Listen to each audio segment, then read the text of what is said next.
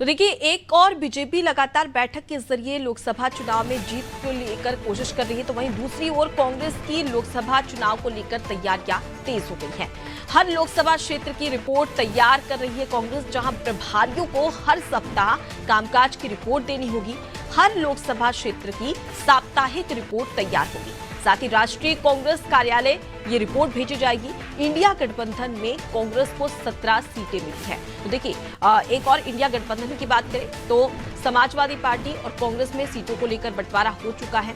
80 लोकसभा सीटों में से 17 लोकसभा सीटों पर कांग्रेस अपने प्रत्याशियों को उतारेगी। तो वहीं पर हम बात कर ले लोकसभा चुनाव में जीत को लेकर, अब लगातार कांग्रेस की तरफ से भी बैठकों का दौर शुरू हो चुका है। ऐसे में कांग्रेस भी अलग अलग रणनीतियां बनाई जा रही है।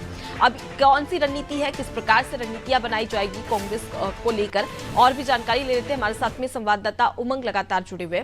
उमंग, उत्तर प्रदेश कांग्रेस के लोकसभा चुनाव को लेकर क्या कुछ तैयारियां की जा रही है? इस बार किस रणनीति के आधार पर चुनावी मैदान में उतरेगी कांग्रेस?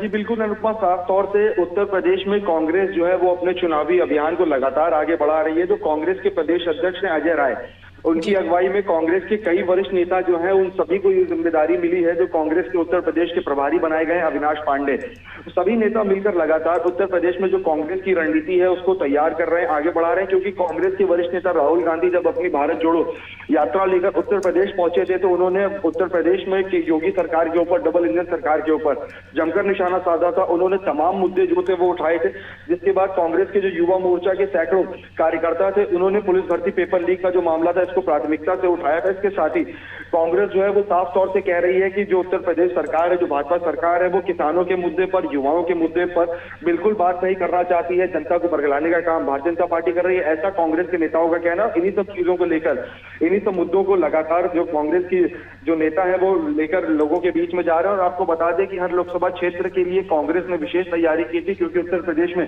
17 सीटों पर कांग्रेस जो है वो चुनाव लड़ रही है। और समाजवादी पार्टी को भी कांग्रेस जो है वो अपना समर्थन दे रही है। और सपा सुप्रीमो अखिलेश यादव ने भी अपने कार्यकर्ताओं के साथ संवाद करके साफ कहा था कि इस बार जो कांग्रेस है वो उत्तर प्रदेश में समाजवादी पार्टी के साथ खड़ी है और उन सबका एक ही मकसद है, किसी भी तरह से एनडीए को हराना।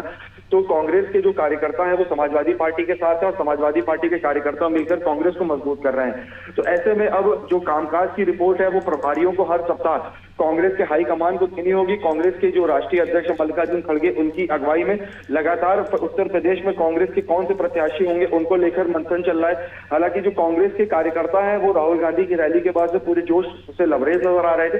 कार्यकर्ताओं की और पदाधिकारियों की जो मांग है उसके हिसाब से उनका कहना है कि जो कांग्रेस की वरिष्ठ नेता है प्रियंका गांधी, उनको काशी से प्रधानमंत्री नरेंद्र मोदी के सामने अगर कांग्रेस उतारती है तो मजबूती से प्रियंका गांधी का जो समर्थन है वो कांग्रेस के नेता और समाजवादी पार्टी के कार्यकर्ता मिलकर करते हुए नजर आएंगे। तो कुल मिला के स्थिति कुछ दिन में साफ हो जाएगी। 2 से 3 दिन का समय बहुत ज्यादा लगेगा। कांग्रेस जो है उत्तर प्रदेश में अपनी प्रत्याशियों के नाम का ऐलान करने जा रही है। जी बिल्कुल, तो कहीं ना कहीं अब देखने वाली बात होगी कि कांग्रेस की ओर से कौन से प्रत्याशी और किस प्रकार से यहाँ पर तैयारियां की जाती है। लेकिन अगर हम 2019 के आंकड़ों पर नजर डालें उमंग, तो देखिए यहाँ पर अगर हम सबसे पूरे देश में सबसे बड़ी पार्टियों की बात करें तो भाजपा और कांग्रेस का नाम ही सामने आता है।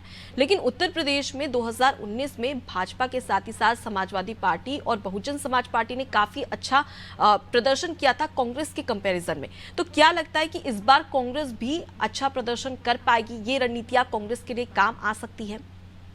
जी अनुपमा, बिल्कुल कांग्रेस जो अपने कोर वोटर्स है उनके साथ लगातार संवाद करने का प्रयास कर रही है। इसी क्रम में कांग्रेस के कई वरिष्ठ नेता जो है उनको उत्तर प्रदेश की जिम्मेदारी सौंपी गई थी। लगातार कांग्रेस के जो नेता हैं वो प्रवास कर रहे हैं और लंबे समय से जो कांग्रेस के वोटर्स रहे हैं उनको लुभाने का काम करते हुए नजर आ रहे हैं। इसके साथ ही कांग्रेस जो है वो तमाम सारी जो चीजें हैं, जो वादे हैं, वो लेकर जनता के बीच में जा रही है। मुख्यतः जो कांग्रेस की रणनीति है वो इस बार नए वोटर्स को साधने की है। कांग्रेस की ओर से लगातार संवाद कार्यक्रम चलाए जा रहे हैं। डिजिटल माध्यम से युवाओं से संवाद किया जा रहा है। जो नए वोटर्स हैं, बड़ी संख्या में जो युवा वोटर्स है जो इस बार पहली बार वोट करने जा रहे हैं, उन सभी वोटर्स को लुभाने के लिए कांग्रेस और समाजवादी पार्टी की ओर से लगातार तमाम तरह की जो तैयारी अनुपमा वो की जा रही है। अगर बात की जाए, जैसा आपने कहा कि पिछली बार का जो परफॉर्मेंस, जो रिपोर्ट कार्ड था, जो पिछली बार का रिपोर्ट कार्ड था उसमें कहीं ना कहीं कांग्रेस जो थी वो बुरी तरह से फेल हुई थी। चाहे वो उत्तर प्रदेश में लोकसभा चुनाव की बात करें या फिर विधानसभा चुनाव की बात करें, समाजवादी पार्टी और बहुजन समाज पार्टी के कंपैरिजन में जो कांग्रेस का रिपोर्ट कार्ड था वो बेहद ही खराब रहा था। सिर्फ सोनिया गांधी अकेले उत्तर प्रदेश से जीतने में सफल हुई थी, वहीं विधानसभा चुनाव में कांग्रेस जो है वो उत्तर प्रदेश में 2 सीटें निकालने में कामयाब हुई थी। तो कहीं ना कहीं लोकसभा चुनाव जो है वो कांग्रेस के लिए उत्तर प्रदेश में एक बड़ी चुनौती बनकर सामने आ रहा है, क्योंकि उत्तर प्रदेश का जो जातीय समीकरण है वो कहीं ना कहीं भारतीय जनता पार्टी के साथ मजबूती से खड़ा है। जो वोटर्स है भाजपा के साथ खड़े हैं, वहीं वोटर जो है वो बहुजन समाज पार्टी और समाजवादी पार्टी के साथ खड़े हैं। तो ऐसे में कांग्रेस के ऊपर एक बड़ी चुनौती ये भी है कि किस तरह से वो अन्य दलों के जो वोटर्स है उनको तोड़कर अपने पाले में लाए और अपनी स्थिति को बिल्कुल। ग्राउंड पर और ऐसे में मजबूत उमंग, करे। कांग्रेस में विचार और मंथन भी ज्यादा जरूरी हो जाता है, क्योंकि अगर हम देश के पहले प्रधानमंत्री की बात करें जवाहरलाल नेहरू, तो उनका ये क्षेत्र माना जाता था उत्तर प्रदेश, लेकिन वहीं पर अब देखिए इस प्रकार की स्थिति है वर्तमान में कि यहाँ पर कांग्रेस केवल एक ही सीट पर काबिज हो पाई है 80 लोकसभा सीटों में से।